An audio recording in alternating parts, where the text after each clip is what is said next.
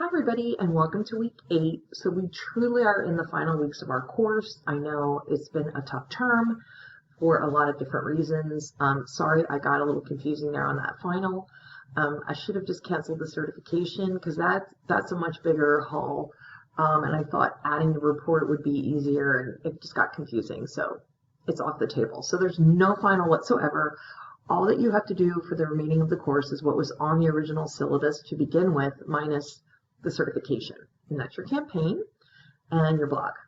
And then you have one standalone assignment in week 9, which is about influencer, but it's nothing that has to be tied to your campaign. It's just an assignment. You can certainly tie it to your campaign. You can choose any organization that you wish or brand to do it, because it's just a hypothetical. Like, you could work with this influencer. So I'll be back in week 9 with more about that. And influencing right now is really interesting, especially because of TikTok. So, Instagram has been the influencer platform. Not to say that the others have not been used by influencers, because they certainly have, but influencer marketing has really been sort of born out of and shaped around Instagram, and now TikTok is coming in onto the scene, kind of shaking things up. And I do have to say, our very own Candace she's a brand ambassador for Bumble, but also Victoria's Secret. And if you go to TikTok and search under Drexel Pink, you will find Candace's really awesome viral video. So congratulations to Candace. And it's a fun video. I hope you watch it. And congrats. Okay, so here we are for week 8, wrapping up. So here I'm going to come back and talk about the blog commenting in a minute. Okay, so what I'd like for you to do, so for finishing up your campaign, you've already started your content calendar.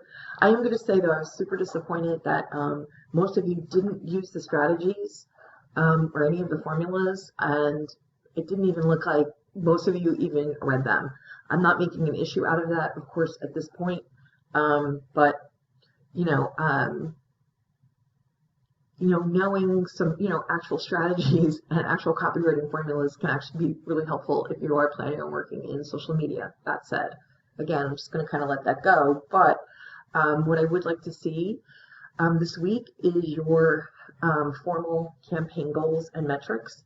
So in the earlier wiki, you started kind of talking about them, formulating them, understanding. But now it's time to really pare it down and just say, here are my goals, here are the metrics. And I think putting it in a table really works.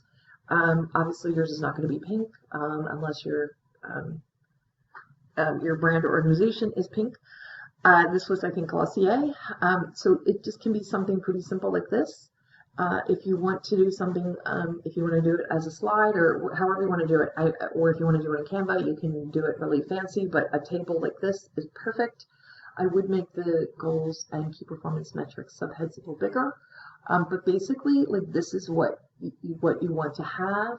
I want to see it now, because this is an area where if you haven't ever done any kind of PR campaign or social media campaign, that actually, just aligning goals with metrics, it's really new. So this is something that's a little bit of a stumbling block. So I like to, let's just get out of the way, make sure everybody's on the right track, and then I can see this part of your campaign. So that's going to be due. And then I'm also asking you to just review the psychology of sharing resources, and then just give me like a little brief, something that you've learned or how this could inform your campaign, doing your content. I think it's important to look at the psychology of how we share and sharing. But again, this is just a little standalone, piece of I'm just really adding it onto the wiki assignment, because I really do want you to look at these resources and think about, the psychology and and sort of the emotional impetus that is behind so much of what we do on social media. So again, it's just a little standalone project. Okay, and then I want to just say one thing about the actually pull up. Give me 1 second. Okay, for the photo contest campaign, that of course the embed thing had to get all complicated and blah, but anyway, I think we've arrived mostly in a good place. Some of you guys really did a good job on these, and I wanted to just show you Malcolm's. I thought Malcolm's was really, really, really good. And I think really the key to these contests is really having such a really, really good image.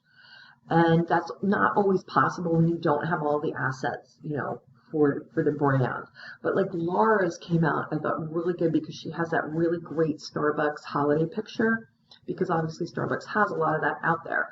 So, oh, and then Terry's, I'd show you Terry's. It's just such a beautiful picture.